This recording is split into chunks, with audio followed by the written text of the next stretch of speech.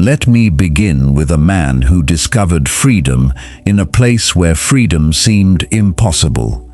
His name was Viktor Frankl. Not a warrior, not an emperor, not a man surrounded by comfort, applause, or security. He was a psychiatrist, a husband, a father, a man of thought. A man who had built his life around meaning, work, love, and human understanding. Then history dragged him into darkness.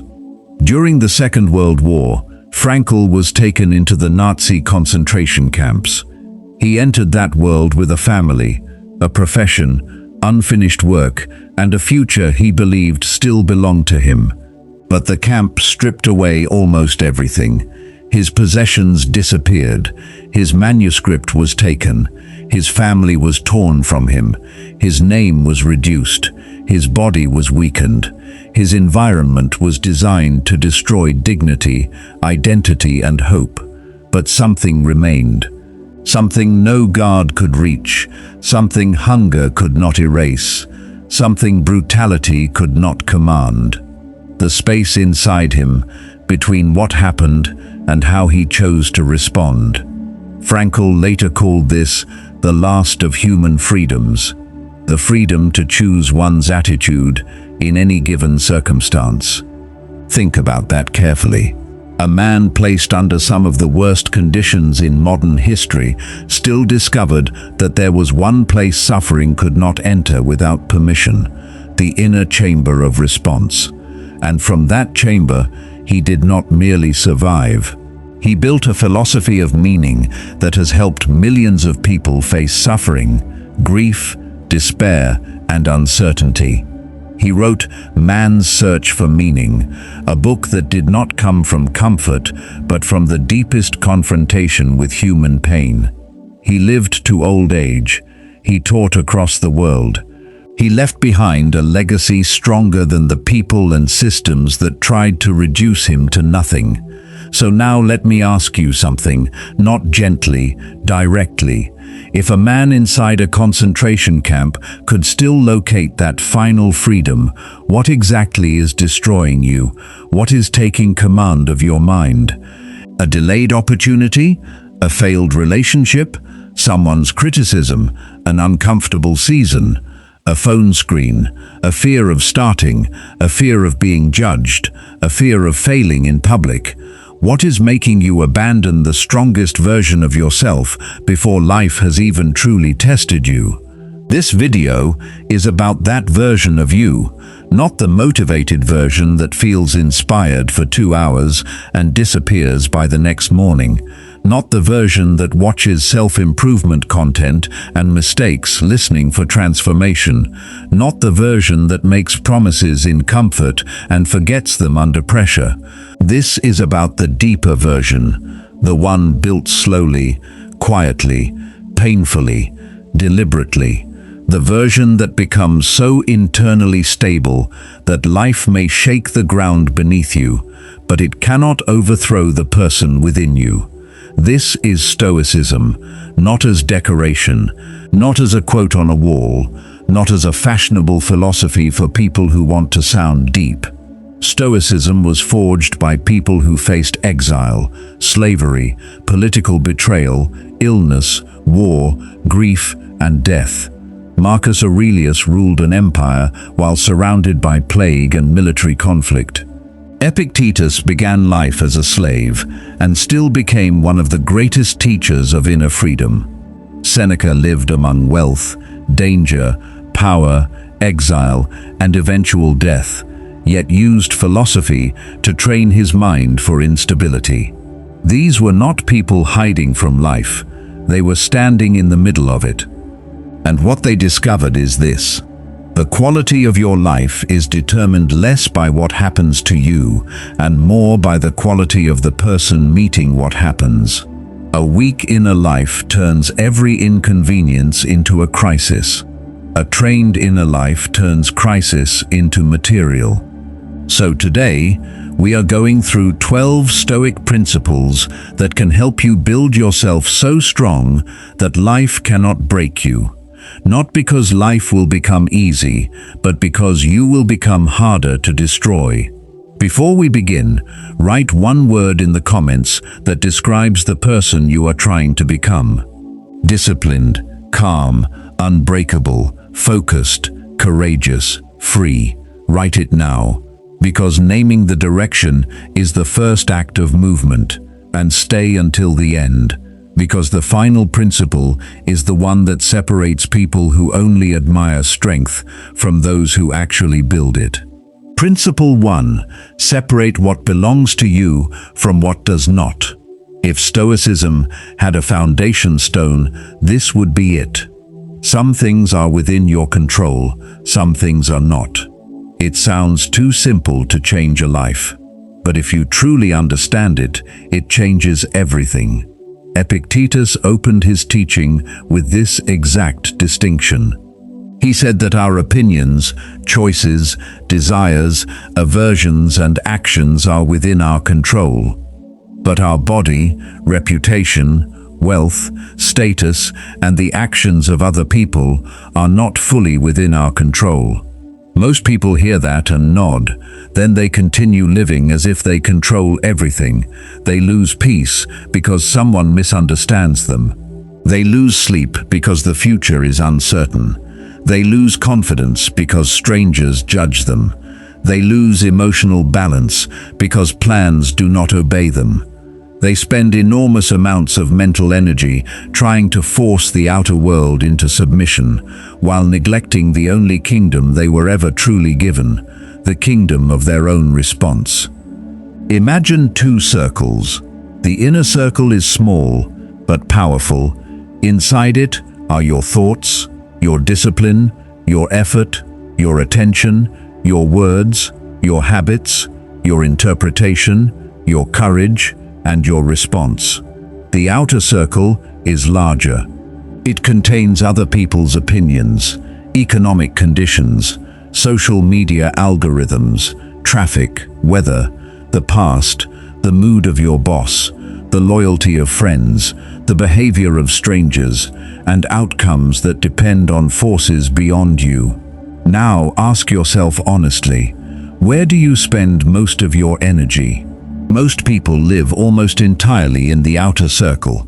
They argue in their mind with people who are not present. They imagine criticism that has not happened. They worry about futures that may never arrive. They rehearse pain before it exists. They try to manage perception instead of character, and then they wonder why they feel exhausted. The Stoic does something different. He brings his energy back into the inner circle.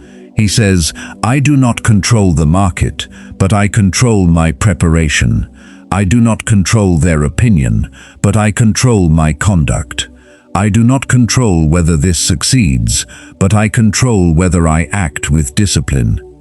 I do not control the storm, but I control how I hold the wheel. This is not weakness, this is precision. There is a famous modern example in the life of James Stockdale, the American naval officer who spent more than 7 years as a prisoner of war in Vietnam. He endured brutal conditions, isolation, and uncertainty, yet he later explained that he survived by holding two truths at the same time. He never lost faith that he would prevail in the end, but he also confronted the brutal facts of his present reality. That is Stoicism in motion, not blind optimism, not despair, not fantasy. Reality faced clearly, inner control protected fiercely. When you stop trying to control what was never yours, you recover strength you did not know you were wasting. So today, begin with this question. What am I currently carrying that does not belong to me? Someone's opinion, a past mistake, a future fear, a result I cannot force. Name it. Then return to what is yours, your next action, your next thought, your next response, your next brick.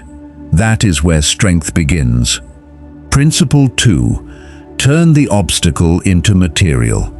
Most people see obstacles as proof that life is against them. The Stoic sees obstacles as raw material. There is a line from Marcus Aurelius that has survived for centuries because it is not merely poetic, it is practical. What stands in the way becomes the way. But do not misunderstand this. It does not mean pretend pain is pleasant. It does not mean smile at disaster. It means the thing blocking your progress may also be the thing required for your development. The rejection may teach refinement. The delay may teach patience. The betrayal may teach discernment. The failure may teach humility. The loss may teach what truly matters. The pressure may reveal the strength you were avoiding. In December 1914, Thomas Edison's research complex burned in a massive fire. Years of work, equipment, and invention were destroyed. Edison was already an older man. Many people would have seen it as the end, but he reportedly responded with a strange calm, seeing in the disaster an opportunity to begin again without old mistakes.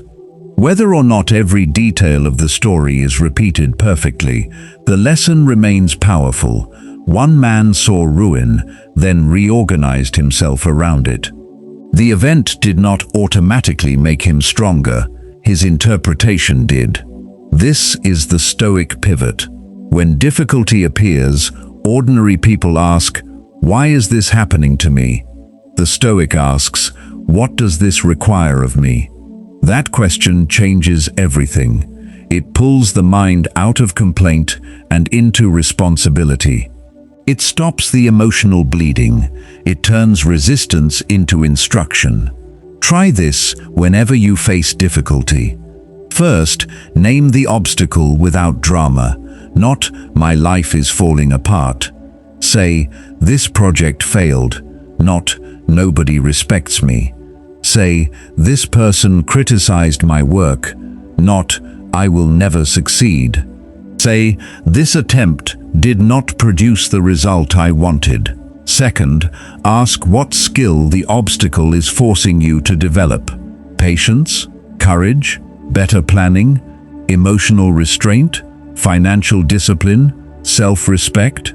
Third, ask who you are becoming by facing it well, because every obstacle is not just testing your circumstances, it is shaping your identity. The person who avoids difficulty remains the same. The person who faces it consciously becomes different.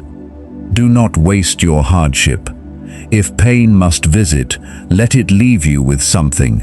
Let it leave you wiser, sharper, more disciplined, more honest, more difficult to break. Principle 3. Practice amor fati. Love the material of your life. Acceptance is powerful, but the Stoics went beyond acceptance. They taught something much harder. Amor fati, the love of fate. Not merely tolerating what happens, not merely enduring it, but learning to say, "This too belongs to my path. This too is material. This too can be used." This is one of the most difficult Stoic principles because it asks for something unnatural. Most people want to love only the pleasant parts of life, the promotion, the applause, the relationship, the success, the easy season. But Stoicism asks a deeper question. Can you love the material even when it arrives in a form you did not choose? Can you love the season that humbled you because it taught you truth? Can you love the rejection that redirected you? Can you love the loss that clarified your values? Can you love the pressure that revealed your weakness before it was too late to strengthen it?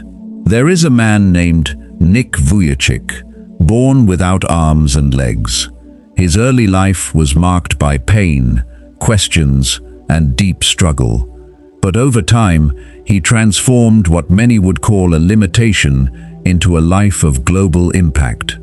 He became a speaker, husband, father, and source of encouragement to millions.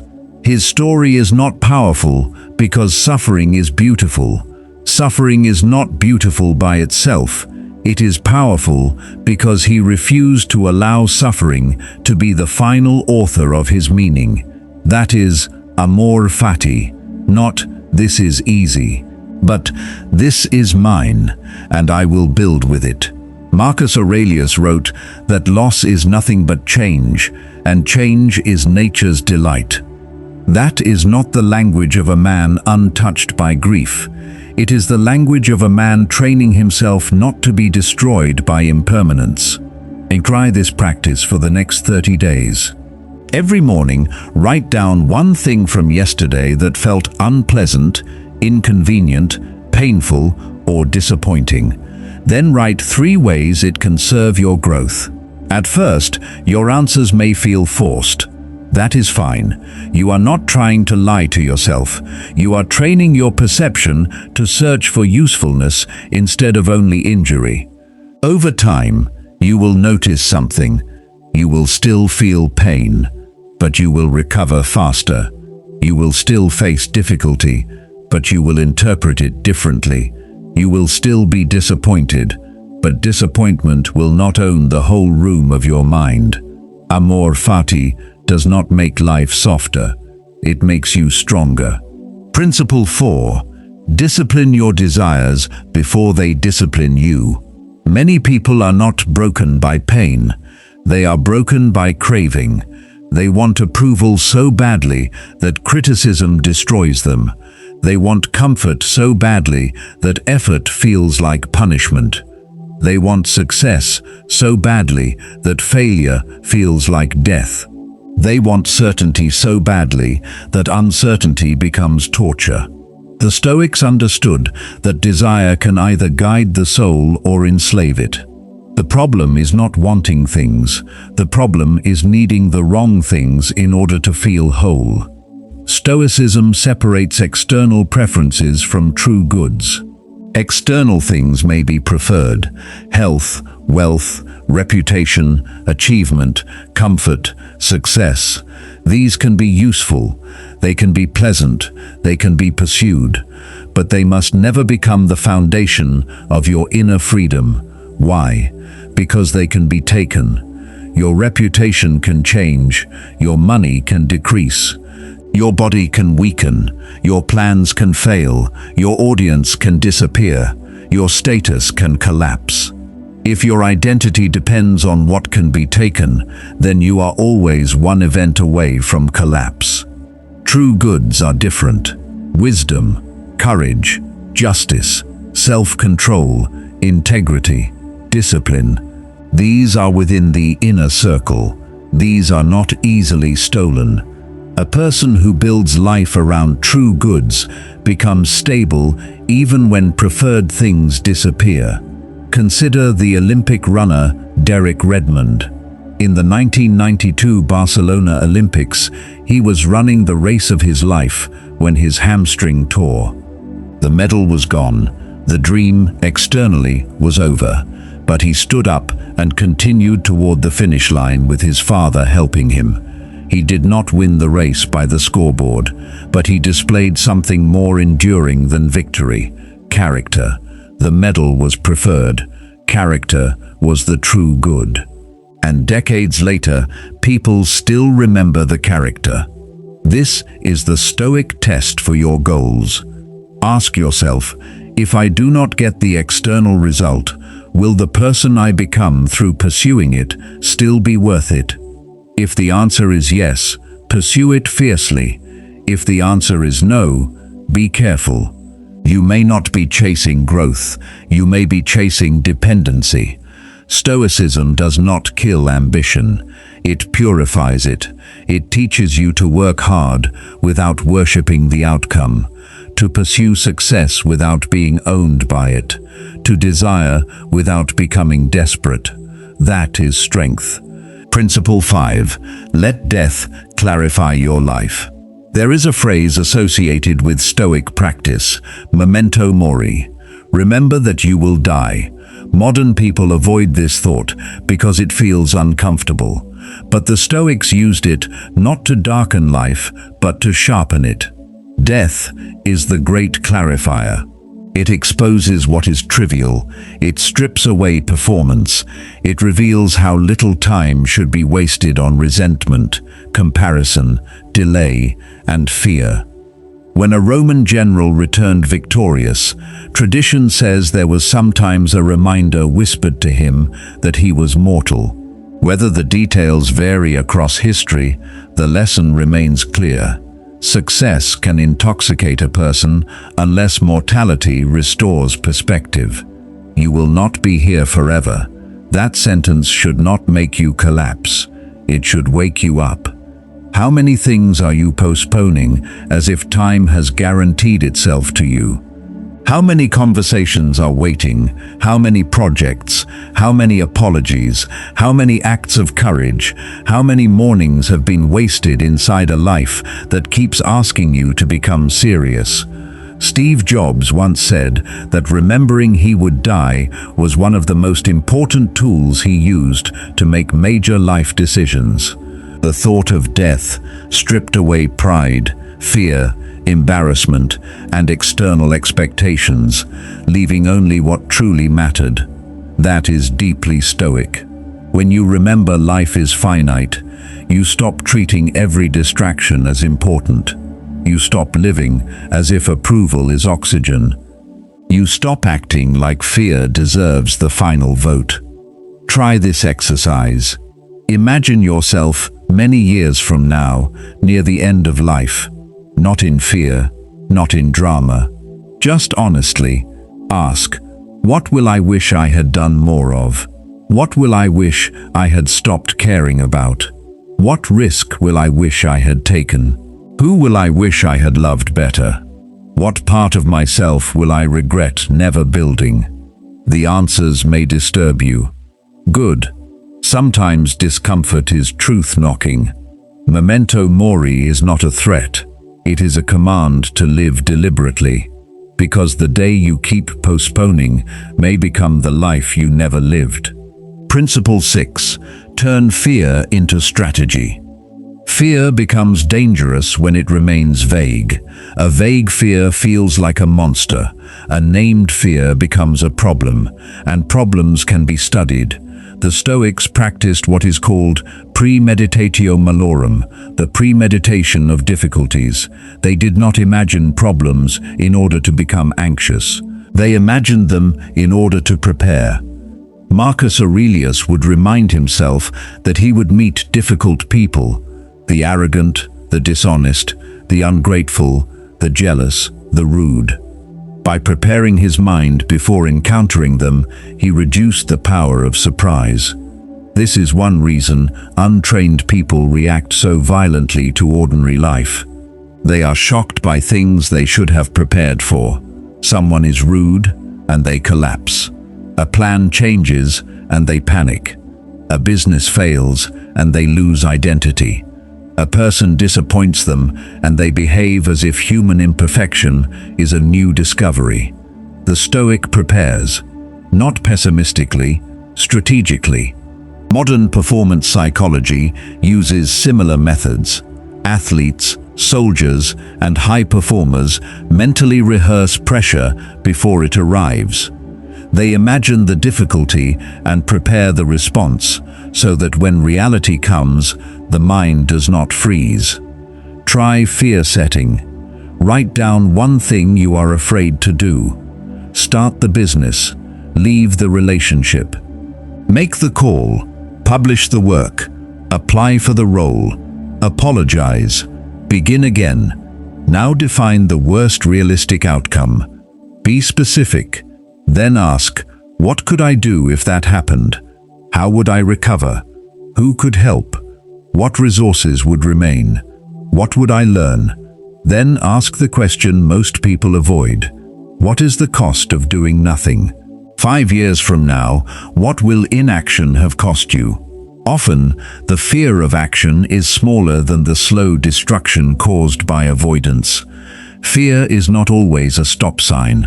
Sometimes fear is a map pointing toward the area where your freedom is trapped. Name it, study it, prepare for it, then move. Principle 7. Attach your strength to something larger than yourself. A life built only around the self becomes too small to carry suffering.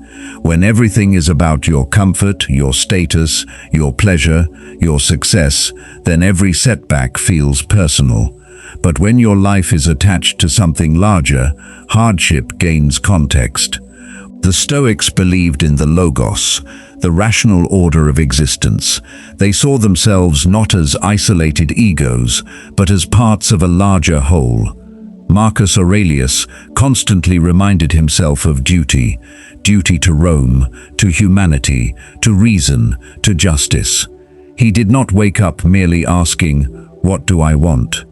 He asked, "What is required of me?" Purpose multiplies endurance. A parent works harder because children are watching. A teacher continues because students need formation. A builder continues because the work may serve people beyond his own lifetime. A creator continues because someone unseen may need the message. In Okinawa, Japan, researchers studying longevity often refer to the idea of ikigai, a reason for being, a reason to rise, a reason life feels connected to contribution. The Stoics understood this long before modern research gave it names.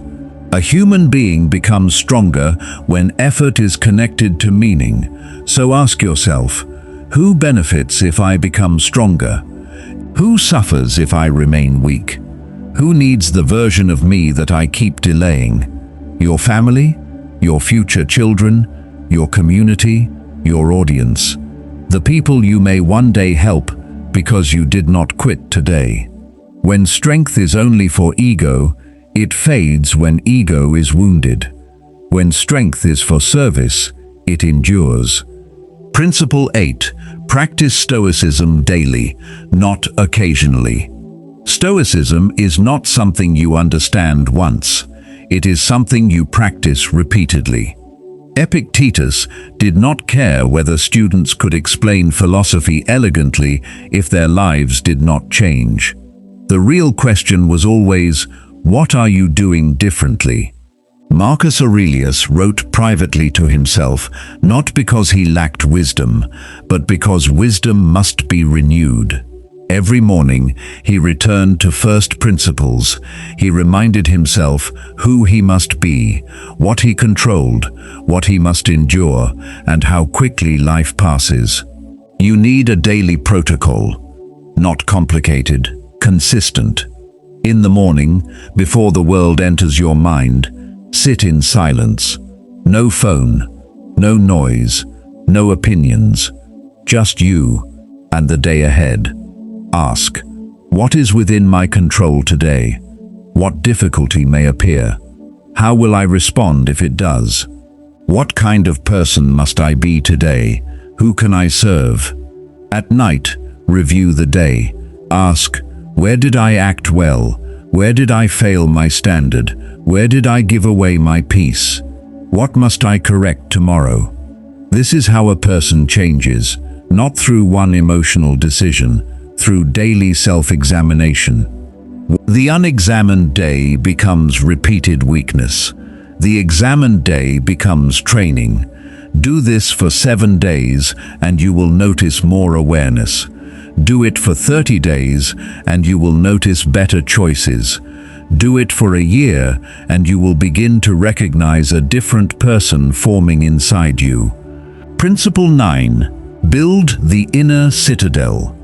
Marcus Aurelius returned again and again to the idea of an inner fortress, a place within the rational mind that cannot be conquered unless you surrender it. This does not mean nothing hurts. It means pain does not automatically rule. It means insult does not become identity. It means failure does not become destiny. It means uncertainty does not become paralysis. Your inner citadel is built brick by brick. Every time you choose discipline over comfort, you lay a brick. Every time you pause before reacting, you lay a brick. Every time you tell the truth when lying would be easier, you lay a brick. Every time you continue when quitting would be more comfortable, you lay a brick. Every time you return to your values after a failure, you lay a brick. No one sees most of these moments. No crowd applauds. No one announces, "This person is becoming unbreakable." But you know, and one day, life brings something heavy, something that would have destroyed the old you, and you realize something quietly astonishing. You are hurt, but not defeated, shaken, but not broken, tired, but still standing. That is the inner citadel, not immunity to life, sovereignty within it. Ask yourself, what most easily breaks through my walls? Criticism, loneliness, failure, comparison, boredom, rejection, uncertainty. Identify the weak wall, then strengthen it deliberately. That is how citadels are built. Principle 10. Do not confuse strength with isolation. Some people misunderstand Stoicism. They think it means needing no one, feeling nothing, depending on nobody, and walking through life like a stone. That is not Stoicism. That is emotional injury, pretending to be philosophy. The Stoics valued friendship, community, mentorship, and mutual improvement. Seneca wrote about choosing people who make you better and welcoming those you can help improve. Marcus Aurelius began his meditations by remembering the people who shaped him: teachers, family, mentors, examples. Strength grows in relationship when relationships are chosen wisely. The people around you shape your standards. Spend time with the undisciplined, and your discipline weakens. Spend time with the bitter, and your thinking darkens. Spend time with the distracted, and your attention fragments. Spend time with the courageous, and something in you stands taller. Audit your circle, not cruelly, honestly. Who strengthens your character? Who weakens it? Who tells you the truth? Who only feeds your excuses? Who challenges your laziness? Who normalizes your worst habits? The Stoic does not hate people. He studies influence, and he protects his becoming. Find people who call you upward. Become that kind of person for someone else. Because while self-control is personal, growth is rarely solitary. Principle 11. Flourishing is built, not found. The Greeks used the word eudaimonia. It is often translated as happiness, but it means something deeper. Flourishing, living well, becoming fully human, not the happiness of easy pleasure, not the excitement of getting what you want, but the deep satisfaction of living in alignment with virtue. The Stoic does not wait for perfect circumstances to flourish. He flourishes by the way he chooses, by the courage he practices, by the discipline he keeps, by the justice he offers, by the wisdom he pursues, by the self-control he refuses to abandon. This means flourishing is available even when life is imperfect. The sick can practice courage. The poor can practice integrity. The rejected can practice dignity. The struggling can practice discipline.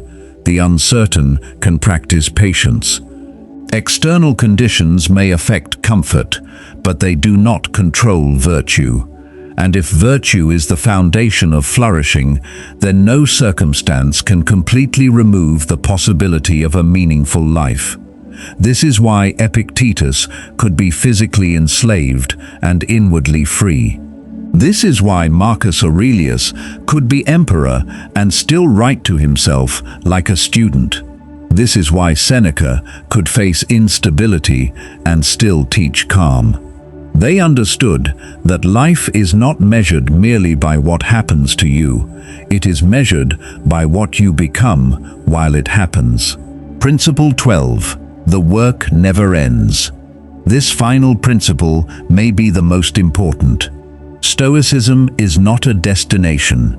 You do not wake up one morning and become permanently disciplined. You do not read one book and become permanently wise. You do not overcome one hardship and become permanently unbreakable. Strength must be renewed daily. Marcus Aurelius was one of the most powerful men alive, yet his private journal is filled with reminders to himself. He reminded himself not to be lazy, not to be angry, not to be vain, not to waste time, not to forget mortality. Why? Because he was human, and so are you. You will fail. You will react. You will fall back into old patterns. You will have days when discipline feels distant. The question is not whether you stumble. The question is whether you return. The Stoics valued direction more than perfection. Each day, return to the path. Each day, lay one brick. Each day, control what you can. Each day, release what you cannot. Each day, face one fear. Each day, strengthen one wall. Each day, choose one action that proves you are becoming the person you claim you want to be. Over time, the ordinary choices accumulate, and the person you once imagined becomes the person you are. Now you understand, life does not break everyone the same way. The same pressure that destroys one person strengthens another. The same rejection that creates bitterness in one person creates discipline in another. The same loss that empties one person awakens another. The event is not the final authority. The interpretation is. The response is. The character is. You are not finished. You are not fixed. You are not trapped inside the weakest version of yourself. You are architecture under construction. And every choice is a brick. Every morning you rise with intention is a brick. Every time you refuse to be ruled by anger is a brick. Every time you work when comfort calls is a brick.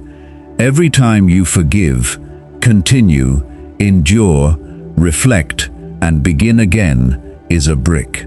Lay enough bricks, and one day you will not merely have motivation, you will have structure, you will have an inner citadel.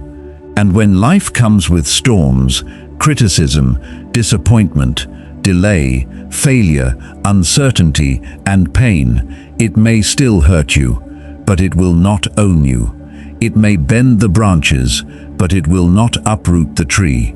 So choose one principle from today, not 12. 1. Practice it for the next 30 days. Write it in the comments. Tell this community what you are building. And subscribe to the Stoic Path if you are serious about becoming the kind of person life cannot easily break. Because this is not entertainment. This is training. And the training begins now. Control what is yours. Release what is not. Build the inner citadel. And remember, life can only break what you refuse to strengthen. If this message spoke to something inside you, do not let it end here. Choose one principle from this video and begin practicing it today.